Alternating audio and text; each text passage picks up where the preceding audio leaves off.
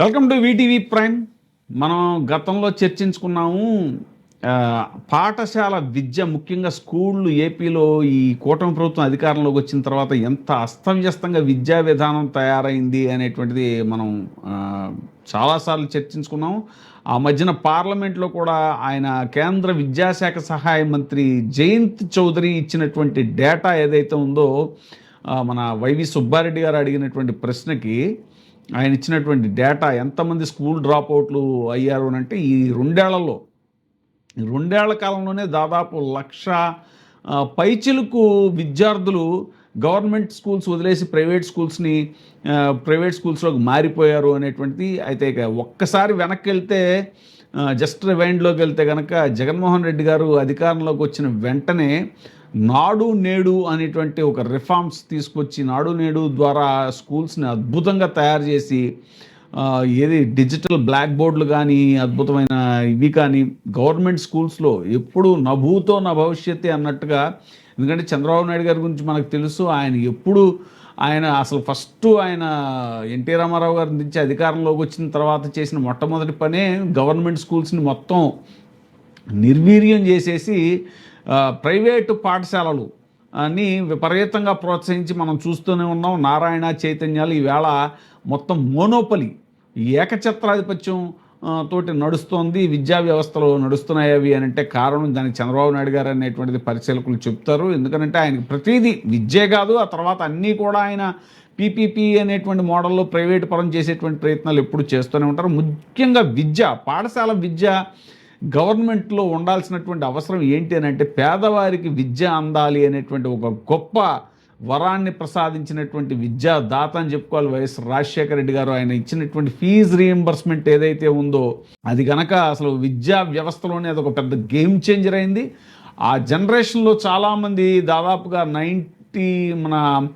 2004 నుంచి 2014 దాకా వేసుకుంటే, ఆ 10 సంవత్సరాల కాలంలో, ఆ దశాబ్ద కాలంలో ఎంతోమంది ఫీజు రీఎంబర్స్మెంట్ ద్వారా ఇది పేద మధ్యతరగతి విద్యార్థులంతా కూడా ఇంజనీరింగ్లు అవి కంప్లీట్ చేసి సాఫ్ట్వేర్ రంగంలో వాస్తవానికి విపరీతమైనటువంటి సాఫ్ట్వేర్ ఇంజనీర్లను ఇచ్చినటువంటి ఘనత రాజశేఖర రెడ్డి గారిదని చెప్పుకోవాలి. చంద్రబాబు నాయుడు గారు అంటారు, నేను హైటెక్ సిటీ నిర్మించాను, నేను సాఫ్ట్వేర్ని ఇండియాకి తీసుకొచ్చాను, అమెరికా రోడ్ల మీద నడిచి బిల్ గేట్స్ వాళ్ళతో మాట్లాడి తీసుకొచ్చాను, అది ఇది అని అంటారు. కానీ ఆయన తెచ్చింది కేవలం కంపెనీలను మాత్రం తేవడానికి కొంత కృషి ప్రాథమికంగా చేసి ఉండొచ్చు. కానీ దానికి విపరీతంగా ఆ కంపెనీలు రన్ అవ్వడానికి కావాల్సినటువంటి సాఫ్ట్వేర్ ఇంజనీర్లు మాత్రం ఖచ్చితంగా రాజశేఖర రెడ్డి గారి ఫీజు రీఎంబర్స్మెంట్ వల్లే వాళ్ళంతా కూడా ఆ స్థాయికి ఎదగలిగారు, ముఖ్యంగా పేద మధ్యతరగతి నుంచి. సరే, తర్వాత జగన్మోహన్ రెడ్డి గారు ఆయన అధికారంలోకి వచ్చినటువంటి సమయంలో 2019-24 మధ్యలో కనీసం 2-3 ఏళ్ల పాటు కరోనా విపత్కర పరిస్థితి ఇది తీసేస్తే, ఆ కష్టకాలం తీసేస్తే, ఆ తర్వాత అంతకు ముందే ఆయన ప్రారంభించినటువంటి ఇది నాడు నేడు స్కూల్స్ కానీ, ఇక జగనన్న గోరుముద్ద కానీ, జగనన్న వసతి దీవెన కానీ, విద్యా దీవెన కానీ, ఆ స్కూల్ పిల్లలకి బ్యాగులు ఇవ్వటం కానీ, కిట్స్ ఇవ్వటం కానీ, ఎక్కడ నాణ్యత లోపం లేకుండా, తర్వాత టోఫెల్ ఎడ్యుకేషన్ సిస్టమ్ కానీ, ఇంగ్లీష్ మీడియం కానీ. సరే, ఆయన ఇంగ్లీష్ మీడియం తెచ్చినందుకు ఎంత దారుణమైనటువంటి ప్రచారాలు చేశారో మనకు తెలుసు. ఇంకేముంది, తెలుగుని కూనీ చేసేస్తున్నారు, తెలుగుని చంపేస్తున్నారు, అది ఇది అని అంటూ. తెలుగుని చంపేయడం ఏంటండి? ఇంత మూర్ఖత్వమైన వాదన. కాకపోతే ఇప్పుడు తెలుగు మాతృభాష, అది ఇంటి దగ్గర కూడా మనం రెగ్యులర్గా మాట్లాడుకునేదే. కానీ హయ్యర్ స్టడీస్కి వెళ్ళాలంటే, రేపొద్దున టెక్నికల్ ఎగ్జామ్స్ రాయాలంటే, ఈ నీట్ లాంటి ఎగ్జామ్స్ ఇవన్నీ రాయాలంటే ఇంగ్లీష్ మీడియమే చదవాలి. అంటే పేదవాడికి విద్య అందకూడదు అనేటువంటి ఒక దుర్మార్గమైనటువంటి ఆలోచనతో చంద్రబాబు నాయుడు గారి ప్రభుత్వం ఎలాగా మొదటి నుంచి చేస్తూ వచ్చిందో మనకు తెలుసు. సరే, జగన్మోహన్ రెడ్డి గారి టైంలో కొంచెం ఆశ దీపంలాగా మళ్ళీ పాఠశాల విద్య, గవర్నమెంట్ విద్య పుంజుకున్నటువంటి పరిస్థితిలో మళ్ళీ కూటమి ప్రభుత్వం వచ్చిన తర్వాత ఈ 2 ఏళ్లలోనే అతి దారుణంగా స్కూల్ డ్రాప్ అవుట్స్ ఎలా అయ్యాయి అనేటువంటిది మనం వీళ్ళలాగా నోటి లెక్కలు కాకి లెక్కలు కాదు. అవి పార్లమెంట్లో వైవి సుబ్బారెడ్డి గారు అడిగినటువంటి ప్రశ్నకి సాక్షాత్తు కేంద్ర విద్యాశాఖ సహాయ మంత్రి జయంత్ చౌదరి ఇచ్చినటువంటి రిప్లైని మనం ఆ మధ్యన చెప్పుకోవడం జరిగింది. ఇప్పుడు తాజాగా మళ్ళీ ఒక విశ్లేషణ వచ్చింది. అదేంటంటే, బీహార్ అనేటువంటి దాన్ని అరాచక పాలనకి, అరాచకమైనటువంటి ఈ పరిస్థితులకి బీహార్ని మనం ఉదాహరణగా చెప్పుకుంటాం. అలాంటి బీహార్ అరాచకం ఇప్పుడు ఏపీలో రాజ్యం వెళ్తుంది, మనం చూస్తున్నాము. ఎక్కడ పడితే అక్కడ అక్రమ అరెస్టులు, రోడ్డు మీద ఎవరో ఇది నిరసనలు చేయకూడదు, వాళ్ళ తప్పుల్ని ఎత్తి చూపకూడదు, ఎవరు ప్రశ్నించకూడదు. సో ఎంత అరాచకంగా పరిపాలన సాగుతుందో ఏపీలో చూస్తున్నాం. అలాంటిది బీహార్ అరాచకత్వం ఏపీకి వస్తే ఏపీలోని విద్యా పరిమళం, విద్యా సౌరభం కాస్త బీహార్కి తరలి వెళ్ళిపోయిందా అన్నట్టుగా ఉంది పరిస్థితి. ఎందుకనంటే బీహార్లో పాఠశాలల సంఖ్య పెరిగిందట. అదే టైంలో మేఘాలయ, ఆంధ్రప్రదేశ్, తెలంగాణలో పాఠశాలల సంఖ్య తగ్గిపోయింది అనేటువంటిది తాజాగా వచ్చినటువంటి గణాంకాలు. అది మన లోక్సభలో డిఎంకే ఎంపీ టీఆర్ బాలు అడిగినటువంటి ప్రశ్నకి కేంద్ర విద్యాశాఖ వివరించినటువంటి ఇచ్చినటువంటి వివరాలు చాలా షాకింగ్గా ఉన్నాయి. సరే, మేఘాలయ అంటే అదేదో చిన్న ఒక ట్రైబల్ స్టేట్, అది కొండ ప్రాంతం, అక్కడేదో పాఠశాలల సంఖ్య తగ్గింది అది ఇది అని అంటే అది వేరే విషయం. కానీ ఇక్కడ ముఖ్యంగా తెలంగాణ, ఆంధ్రప్రదేశ్ అనేటువంటి విద్యా వ్యవస్థలన్నిటువంటివన్నీ కూడా చాలా బలంగా పెనవేసుకున్నటువంటి రాష్ట్రాలు ఇవి.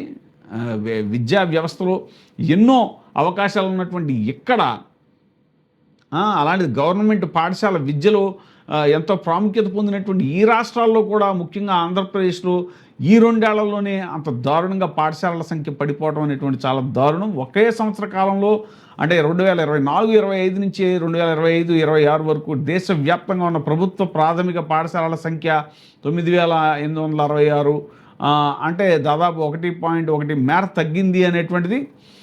దీంట్లో మేఘాలయ తీసుకుంటే కనుక అంతకుముందు గతంలో 7,633 ఉండేవి, ఇప్పుడు 5,459, అంటే దాదాపుగా 2,174 పాఠశాలలు తగ్గిపోయినట్టు రాష్ట్రంగా మేఘాలయ ఉంది. సరే, మేఘాలయ మనం చెప్పుకున్నట్టు అది చాలా చిన్న స్టేటు, అంత ప్రాధాన్యత ఉన్న స్టేట్ కాదు విద్యకి.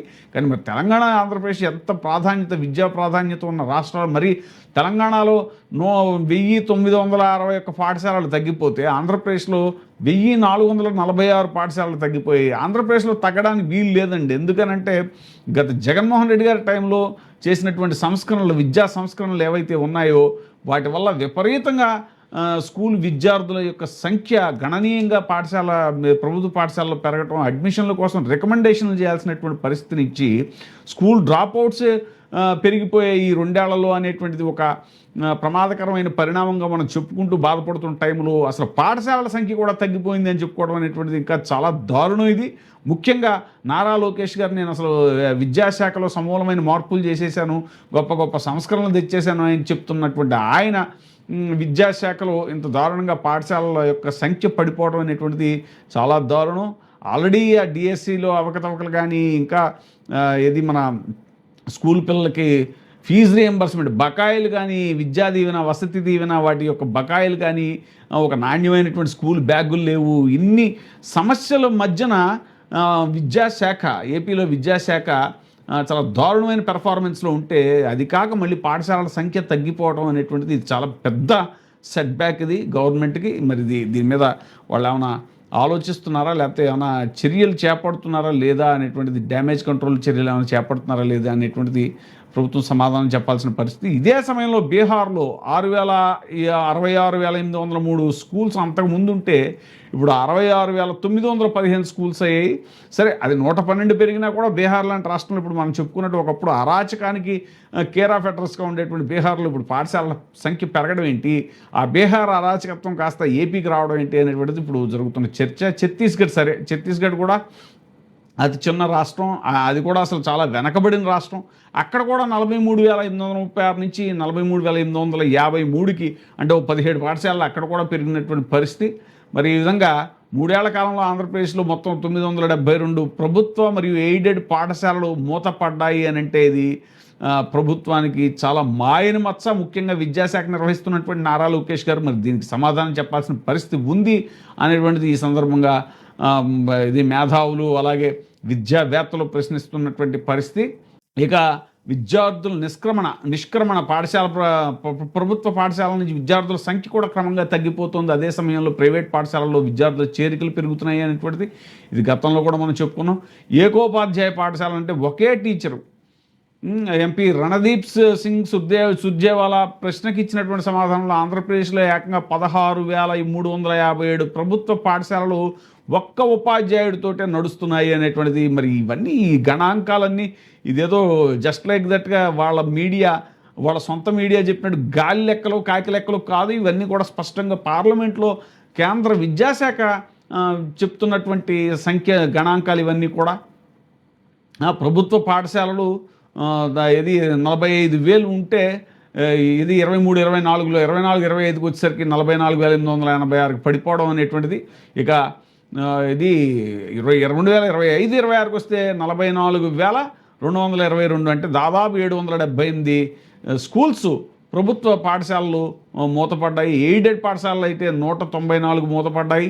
ప్రైవేట్ పాఠశాలలు అయితే 478కి పెరిగాయి ప్లస్.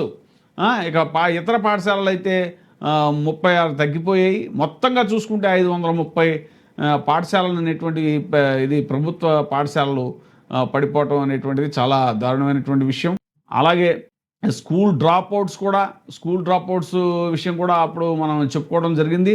42,56,013 మంది ఉంటే స్కూల్ పిల్లలు వాళ్ళు కాస్త 2024-25 వచ్చేసరికి ఆంధ్రప్రదేశ్లో 36,43,000 చిల్లరకు పడిపోయారు అనేటువంటిది డ్రాప్అవుట్స్ అనేటువంటిది మనం చూసాము.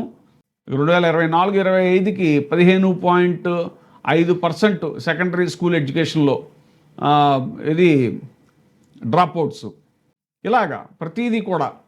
సో ఈ విధంగా మరి విద్యాశాఖ అనేటువంటిది తిరోగమనంలో వెళుతున్నటువంటి పరిస్థితిలో బీహార్లోని అరాచకత్వం ఏపీకి వచ్చింది, ఏపీలోని విద్యా సౌరభం బీహార్కి తరలి వెళ్ళిపోయిందా అన్నట్టుగా ఈ గణాంకాలు ఉన్నాయి. మరి దీని మీద ప్రభుత్వం ఎలా స్పందిస్తుందో వేచి చూడాలి. ఇప్పుడే సబ్స్క్రైబ్ చేయండి, లైక్ చేయండి, షేర్ చేయండి. VTV ప్రైమ్, నీ ఉత్తమాభిరుచుల సమ్మేళనం.